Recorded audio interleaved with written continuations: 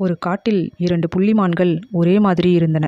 இருவரும் இணைப்பிரிகள். ஒரு நாள் மழை பெய்தது. மான்கள் விளையாட முடியவில்லை. மழை நின்றதும் மீண்டும் மழை வரும் என்று மான்கள் மேலே நோக்கி பார்த்தன.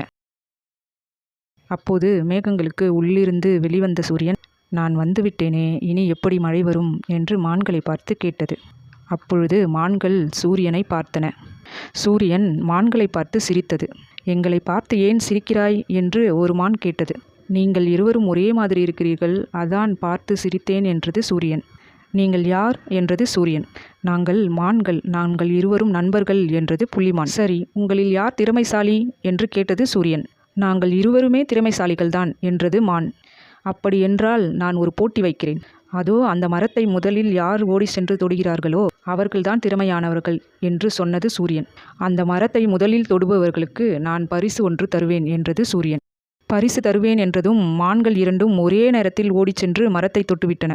சூரியன், அது எப்படி இருவரும் ஒரே நேரத்தில் ஓடிச் சென்று மரத்தை தொட்டீர்கள் என்று கேட்டது. நாங்கள் இருவரும் நண்பர்கள், எனவே ஒருவருக்கு ஒருவர் ஒரே நிலையில் ஓடிச் சென்று மரத்தை தொட்டோம் என்றது மான்கள். உங்கள் நட்பை நான் பாராட்டி ஒரு பரிசு தருகிறேன் என்றது சூரியன். நீங்கள் எப்பொழுதெல்லாம் வானவில்லை அழைக்கிறீர்களோ அப்பொழுதெல்லாம் வானவில் உங்கள் தோன்றும், நீங்கள் அதை பார்த்து ரசிக்கலாம் என்று கூறி சூரியன் விடை பெற்றது. மான்கள் இரண்டும் வானவில்லை கண்டு மிகவும் மகிழ்ச்சியாக இருந்தன.